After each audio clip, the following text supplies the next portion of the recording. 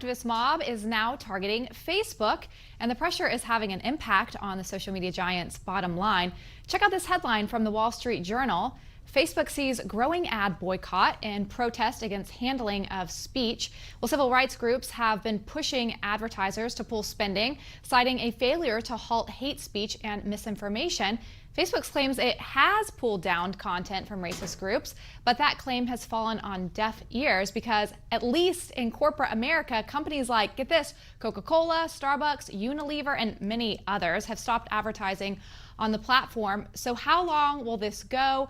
And will other advertisers follow? It looks like they will. Let's bring in our company Democratic strategist, Jessica DeLoach, and Republican strategist and senior policy director for the Conservative Partnership Institute, Rachel Bovard. Welcome back, ladies. Thanks.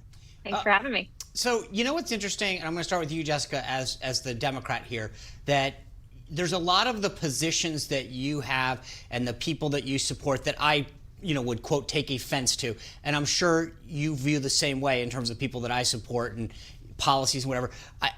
My concern is that we are literally going down a road where it's in the eye of the beholder, right? So what is hate? There is a big difference between certain things that are way out of bounds, but a lot of the things that people are now defining as hate are just things that people are offended by or don't like. And I think that there's a big difference, and we now see these companies getting involved, and I'm trying to figure out what this, to me, is a very bad precedent that they're setting. Because as soon as, I don't know why Coke just can't make Coke and why they have to figure out what platform that they're trying to ban or not ban, because this is an issue where if conservatives start coming out and saying, well, great, then we don't think you should advertise on ABC because they're left-leaning in their news programming.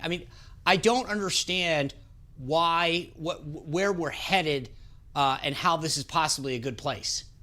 Sure. I think that there's something to be said for companies deciding where to put their money, right? Like, this is the most efficient way they're ever going to be able to engage in societal debates. Whether or not they should, I think, is subjective. Now, when we're talking about hate speech, do I believe that white supremacists should have any quarter whatsoever on Facebook or any other program? No, absolutely not.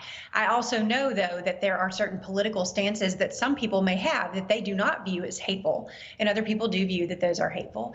And it's unfortunate because this whole debate is playing out on a platform that is still overall relatively new to the way that we all communicate with each other.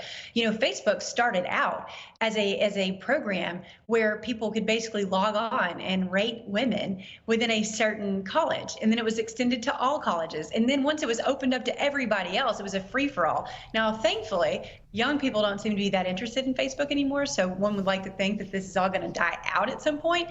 But I'm not sure, because Facebook is so interwoven into so much of how we communicate with each other. So it's going to be an ongoing debate, I'm afraid. Yeah, Jessica, you have a really good point that I think the newness of Facebook, and you have all these companies that have jumped on board to do their advertising. But to Sean's point, Rachel, I think you have this slippery slope, because now these companies, what are they going to say to other social media platforms or to other companies they advertise with? Hey, we're not going to advertise if you don't do exactly what we think you should do. Isn't this just kind of going down a crazy slope that now these companies are holding everyone accountable?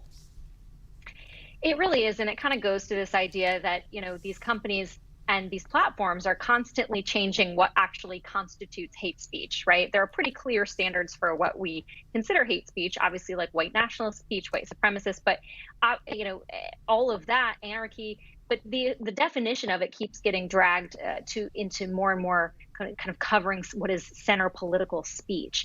But I think it also goes to the power of these platforms and their ability to sort of govern everything we do say and see, especially when you flip the narrative on its head, right? What if Facebook said, well, you can't advertise with us unless you abide by everything Black Lives Matter wants? Well, that could actually put companies out of business. Companies make their money based on Facebook ads. Companies who traffic in e-commerce with under 100 employees, up to 75% of their revenues come from ads on Google and Facebook. There aren't any other alternatives. So this sort of corporate bullying, I think, is a big issue that our public policy isn't prepared to deal with. And obviously we as a society are still grappling with as well. Yeah, and I do wonder, the funny thing is, I think conservatives, we are so bad at doing this. I don't care. The funny thing is, I'll go to a concert of somebody because I like their music, not because of their political stance. And, or I'll buy a Coke or, a Diet Coke or whatever because I like Coke. And I don't really care. I think the difference is that the conservatives overlook all that and liberals go, I'm not shopping here if I don't want to. But Jessica, back to something that you said a moment ago. I think there's a difference between mean, stupid, ignorant, and hate. And the problem is that we're now conflating them all. And, we saw earlier in the show, we talked about Reddit taking down Trump's comment or in this group, or Twitch rather, because he used the word bad hombre. I don't understand how that's hate. Yeah.